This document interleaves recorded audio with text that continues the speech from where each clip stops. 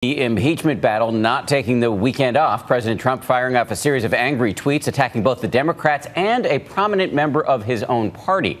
Matt Dowd is standing by with analysis, but we're going to begin our coverage here with ABC's David Wright, who's right there at the White House. David, good morning to you. Good morning, Dan. As another busy week in the impeachment inquiry begins, the president is sending a warning to any Republicans who might be tempted to break ranks. This weekend, he has sought to make an example of Mitt Romney, who dared to criticize his conduct. Calling Mitt Romney pompous with a capital P, President Trump fired off a series of tweets blasting the Utah senator, including this: "He is a fool who is playing right into the hands of the do-nothing Democrats. Hashtag impeach Mitt Romney." Romney's offense? Calling Trump out for this comment Thursday. China should start an investigation into the Bidens. So I need to tell you about something wild that just happened. And yeah, this one might actually be the craziest week of Trump's entire second term. I'm not exaggerating here. This is genuinely unprecedented stuff. We're talking about the kind of chaos that makes you sit back and wonder how any of this is even real. I've been covering politics for a while now, and I genuinely thought I had seen everything. But this week proved me wrong. Everything is happening at once. The Epstein files are exploding across every news outlet. Democrats are pushing impeachment again. Republicans are starting to crack. And Trump's approval rating just hit the lowest point of his entire second term. This is not normal. This is not business as usual. This is a full-blown political crisis unfolding in real time, and I'm going to break down every single piece of it for you. But before we go any further, real quick, let's be honest, you can't really trust mainstream media anymore. That's why we built Pump Politics, to bring you real stories, real context, and no corporate spin. If you want to stay ahead of the headlines, join our free newsletter. We'll send the news straight to your inbox every day. Just click the link in the description to join. And if you just want to support what we're doing, join us, be part of the community that actually cares about the truth. All right, let's get back to the video. Well, it has been his strategy all along. Anytime anybody goes against him, regardless of party, he attacks them and tries to push them back on this. I saw where Mitt Romney's response to this attack, this trick or tweet by the president, was sending out a picture of him and his wife with his grandkids in a pumpkin patch. In the course of this, I think the problem Donald Trump has with this is if the House impeaches, it goes to the Senate. And Mitt Romney literally is a juror in the Senate to decide his fate. And my thought is always, you don't attack the jurors in such a way they're going to make the decision on your case. Picture this. President Trump is sitting in the Oval Office, cameras rolling, press everywhere. He's about to announce some big deal about weight loss drugs. You know, the kind of stuff that's supposed to make him look like a winner, like he's getting things done for the American people. And then boom, someone collapses right there, right behind him. Media gets rushed out of the room. Dr. Oz is scrambling to help. Chaos everywhere. And that's honestly like a perfect picture of what's going on with this administration right now. Everything is falling apart, literally and figuratively. The optics couldn't be worse if you tried to script them yourself. You have a pharmaceutical representative fainting during a victory lap announcement. You have staff scrambling to contain the situation. You have cameras catching every second of the confusion. And meanwhile, the real chaos is happening behind closed doors where the public can't see it. And I'm not just talking about some random guy fainting in the Oval Office. Turns out it was a representative from Eli Lilly who got lightheaded after standing for 30 minutes. The White House medical unit jumped in. The guy was fine, but come on. The symbolism here is just too perfect. People are collapsing around Trump, and not just physically. I'm talking about something way bigger, something that could actually change everything about the next 2 years of this presidency. We're talking about impeachment. We're talking about document releases that could expose decades of secrets. We're talking about a Republican Party that's starting to show cracks in its foundation. And we're talking about approval ratings that are falling through the floor faster than anyone expected. Are you ready for this? Because here it goes. Representative Al Green, a Democrat from Texas, just made a pledge. And when he makes pledges, like he actually follows through. This guy has been doing this for years. He said there will be articles of impeachment filed against President Trump before Congress goes home for Christmas. Before Christmas, that's literally weeks away. We're talking about early December right now. Come on. Can you believe this? Now look, Trump has already been impeached twice before during his first term. December 2019 for abuse of power. January 2021 for inciting an insurrection. Both times the Senate let him off the hook, acquitted, free to go. But this time feels different. And I'm going to tell you exactly why it feels that way. Because everything is piling up at once. The Epstein files, The shutdown disaster that just ended, his approval ratings hitting rock bottom. The man is under more pressure than he's ever been in his political career. And you can see it. You can actually see it in how his administration is responding to everything. His approval rating just hit 38%, according to Reuters. That's the lowest it's been since he came back to the White House in January. Down 9 points from Inauguration Day. 9 points. That's a massive drop in less than a year. And the Epstein stuff? Are you kidding me? Only 20% of Americans think he's handling that well. 20%. That's it. Even Republicans, his own base, only 44% of them approve of how he's dealing with it. Less than half of his own party trusts him on this issue. This is wild. This is absolutely wild. And here's the thing that nobody's talking about. The walls are closing in from every single direction. Democrats are pushing impeachment. His own party is starting to get nervous. The Epstein files are coming out whether he likes it or not. The House just voted 427-1. Let me say that again, 427-1 to force the release of those documents. That's not partisan. That's not Democrats being Democrats.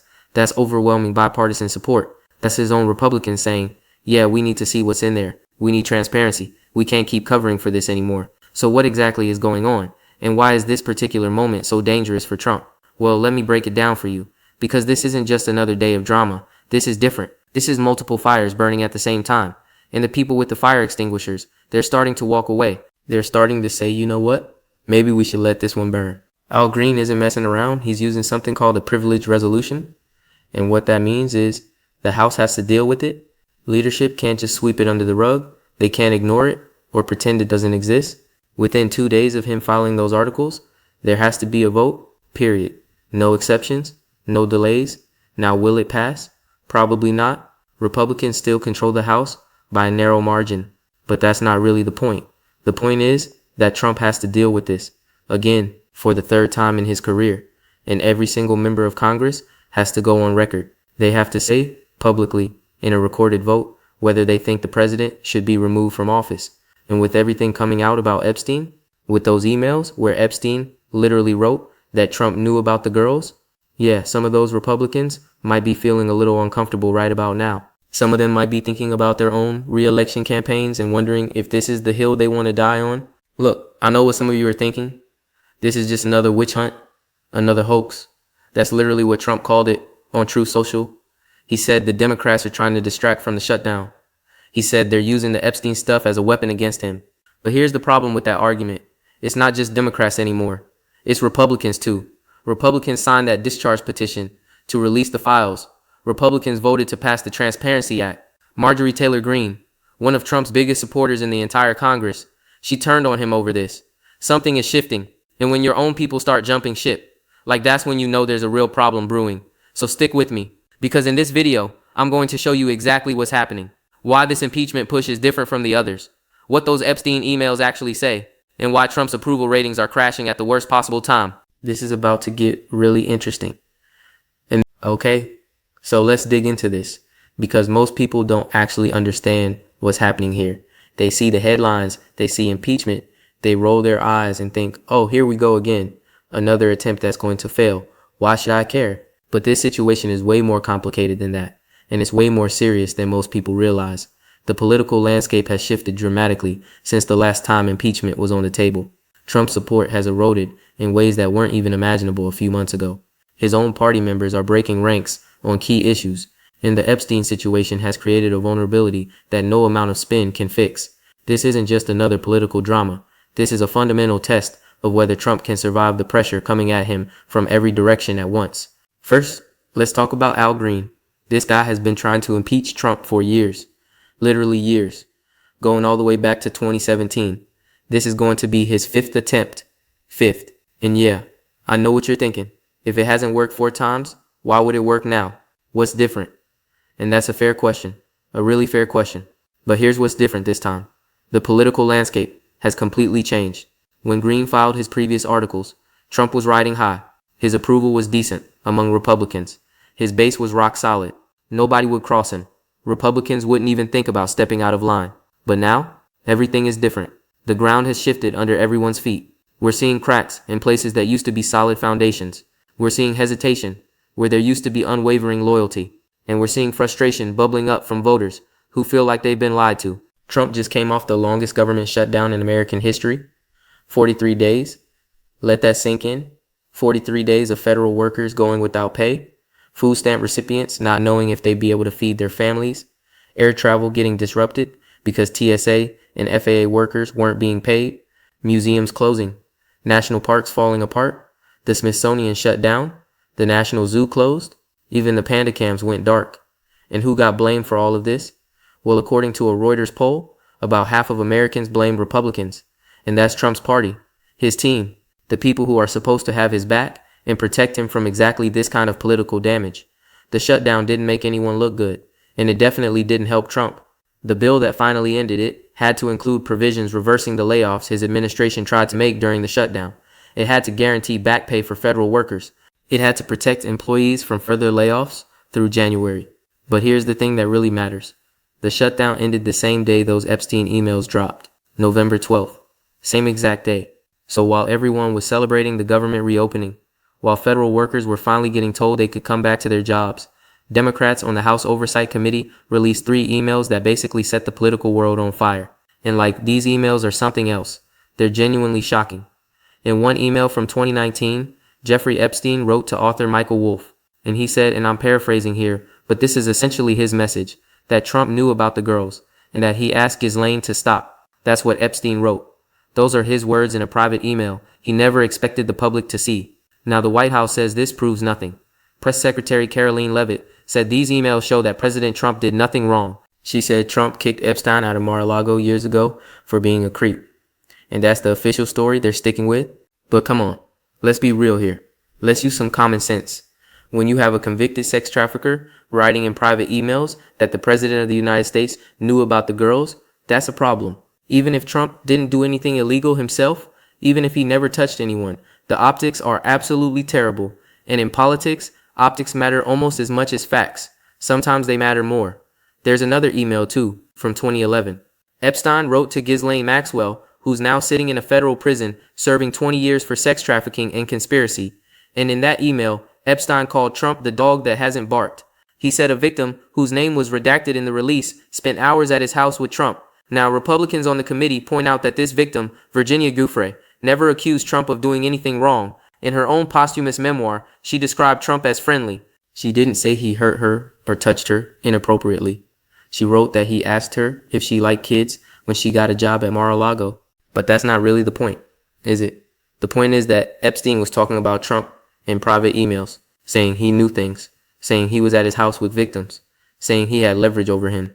And that's the kind of stuff that makes voters very uncomfortable. That's the kind of stuff that sticks in people's minds. The polling proves it. The numbers don't lie. According to a Quinnipiac poll from earlier this year, 63% of voters disapproved of how Trump was handling the Epstein files. That's nearly 2/3 of the entire country. And even among Republicans, only 40% approved. Less than half of his own party was willing to defend him. A Reuters poll from mid-November found that 70% of Americans, including 60% of Republicans, believe the government is hiding information about Epstein's clients. Think about that for a second.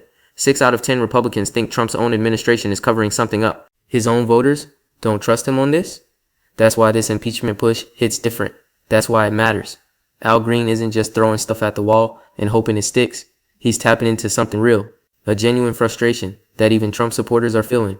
The sense that they're being lied to.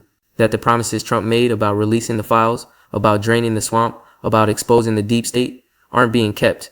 Remember, Trump literally said on the campaign trail that he would release the Epstein files. He made that promise over and over again. And then when he got into office, his administration dragged its feet. His Justice Department released an unsigned memo saying they were done investigating. Case closed. Nothing to see here. Move along.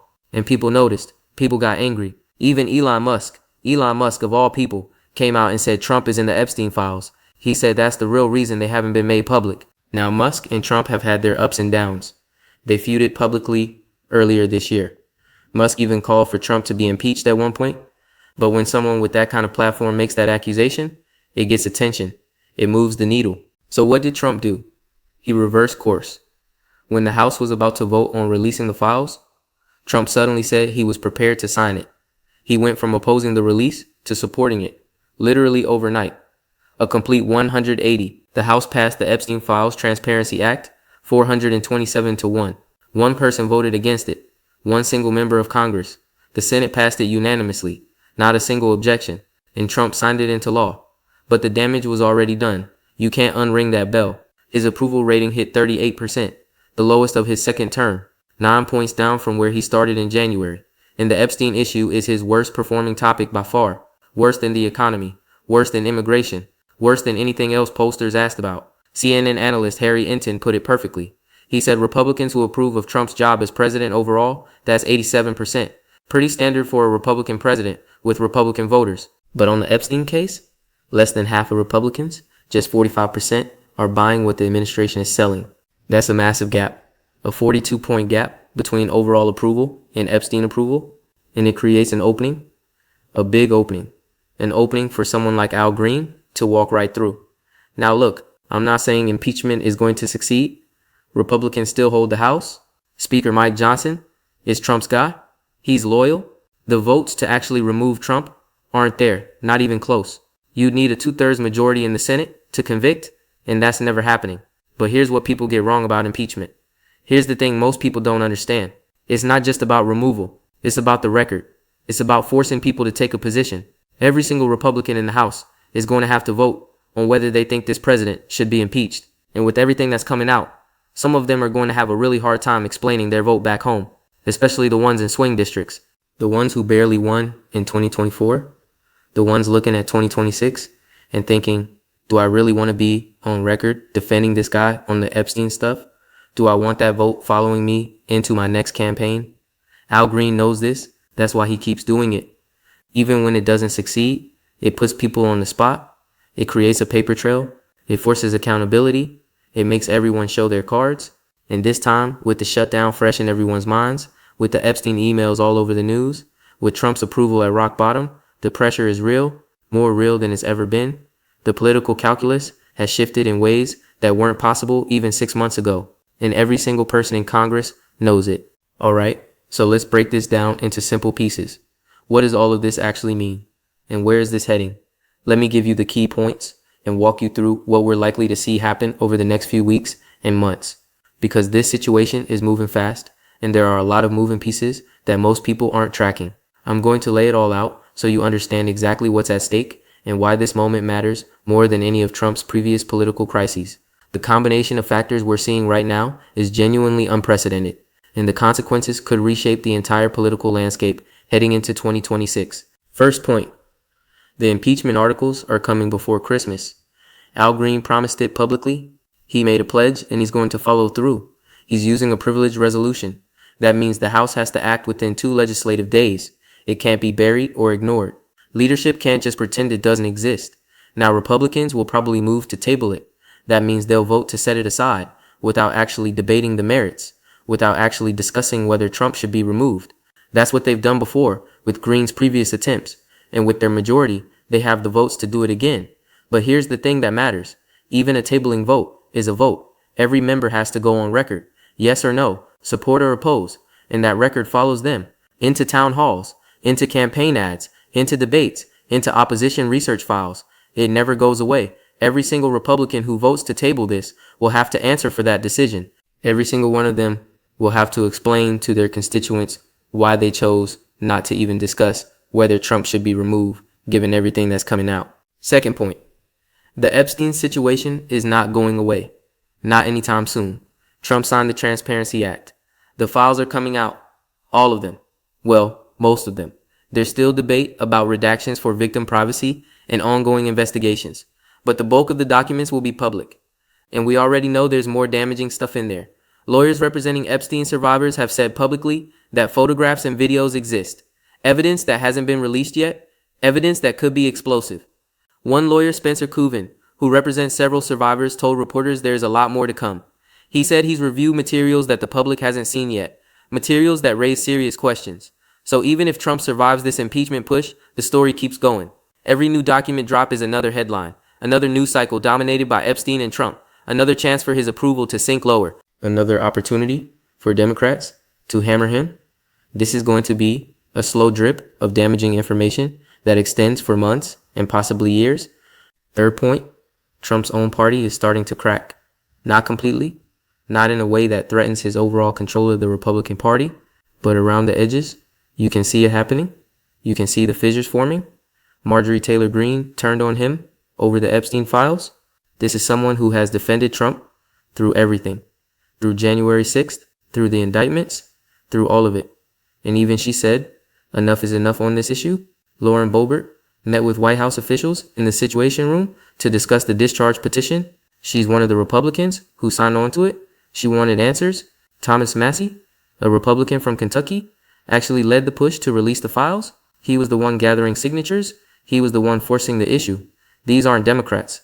These are Trump's people, or at least they were supposed to be. And the shutdown didn't help party unity either. Republicans in the House were upset that the Senate included language letting senators sue the government over phone records being obtained during the January 6th investigation. It was a last-minute addition that nobody expected. Speaker Johnson had to promise to try to repeal it just to get people to vote yes on ending the shutdown. The party isn't unified right now. There are divisions, disagreements, people questioning leadership, and that makes Trump more vulnerable than he's been in a long time. When your coalition starts cracking, that's when real danger begins. Fourth point, the 2026 midterms are coming, less than a year away now, and everything happening right now is setting the stage for that fight. Democrats are hoping to flip the House. They need to pick up a handful of seats to take the majority, and they're already planning aggressive oversight. If they win, subpoenas, investigations, hearings, the whole 9 yards. Impeachment might even be on the table again, with a Democratic majority actually willing to pass it and send it to the Senate. Republicans know this. That's why they're nervous. That's why Johnson keeps talking about impeachment as a scare tactic to motivate the base. Vote Republican, or they'll impeach Trump again. Give us your money, or the Democrats will try to remove him. But that only works if Trump is an asset. If his approval keeps sinking. If the Epstein stuff keeps coming out. If the shutdown left a bad taste in people's mouths. Then Trump becomes a liability. Something to run away from instead of toward. The polls from the off-year elections in November were brutal for Republicans. Absolutely brutal. Democrats won across the board in states that should have been competitive. Exit polls show voters were most concerned about affordability and the economy, and they blamed Republicans for making things worse. They blamed the shutdown. They blamed the chaos. So where does this all end up? What's the final destination? Honestly, nobody knows for sure. Trump has survived everything thrown at him so far. 2 impeachments, criminal indictments, scandals that would have ended any other politician's career.